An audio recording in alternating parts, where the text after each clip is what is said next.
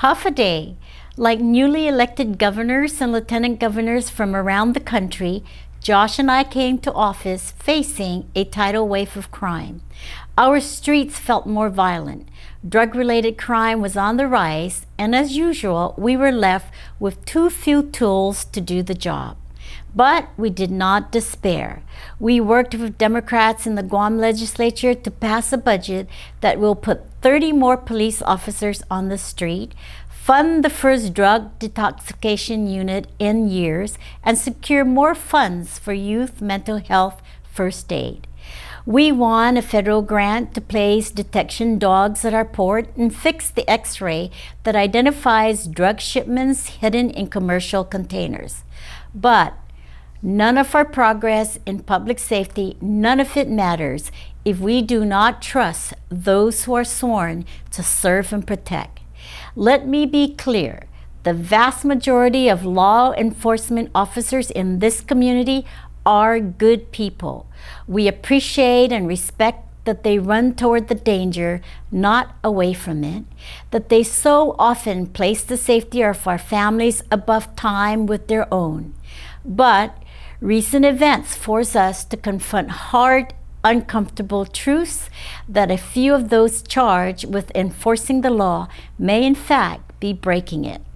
And while everyone is entitled to his or her day in court, we have to acknowledge that we have been here too many times before. We have seen those who entrust with power corrupt our communities with drugs, exploit women, and rob us of the faith we place in each other. And slowly, when things don't change, trust turns to fear, and fear becomes frustration. I understand these feelings because I feel them too. I know that we wonder if our problems are unique to Guam, if something is broken with law enforcement here that isn't broken anywhere else. Yet we are not alone. From New York City to Philadelphia, Keeling, Texas, to Honolulu, communities across the nation are dealing with small elements of law enforcement that cross the line and abuse their power. Acknowledging this national reality isn't about dismissing our local problems, it is about understanding them. We are a part of a national struggle to restore faith in law enforcement. And yet, we must also acknowledge that our challenges are made on Guam and only Guam has the power to meet them. It also means that we must remember the hundreds of men and women who work in Guam's law enforcement community with honesty, integrity, and heart. They didn't choose to enforce the law because they like long shifts away from their families.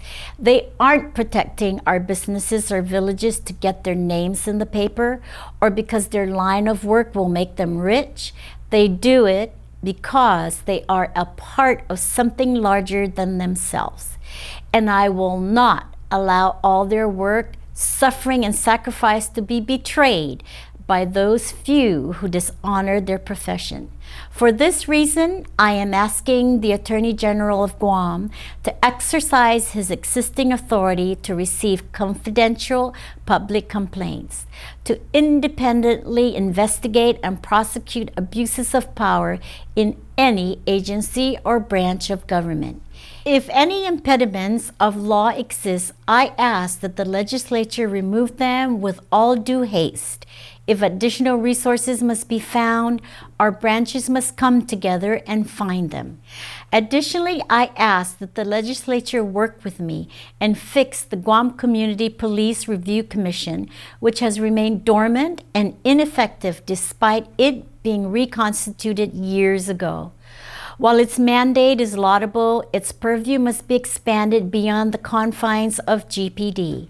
And the legislature must recognize that no commission can receive complaints, make findings of fact, recommend disciplinary actions, or suggest legislative changes without meaningful support and clear guidance from our lawmakers. Finally, I will require that any person permanently appointed to lead a law enforcement agency or become its deputy will be subject to the same polygraph and psychological evaluation as the director of the same agency, whether they are subject to legislative confirmation or not. Every day, the men and women of our law enforcement agencies put on their uniforms, strap on their boots, and work to keep us safe. To them, we owe our deepest gratitude.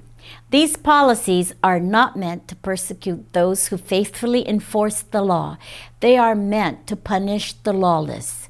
Now, I am not naive enough to believe that any set of policies can prevent corruption or stop the abuse of power 100% of the time.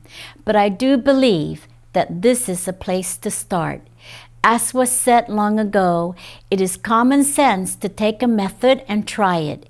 If it fails, admit it frankly and try another.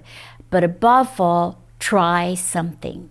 We will try not because it is easy, but because it is hard. While others point fingers, we will point the way forward. That is the Guam I believe in. That is the Guam we owe to each other. That is the Guam we must leave to our children.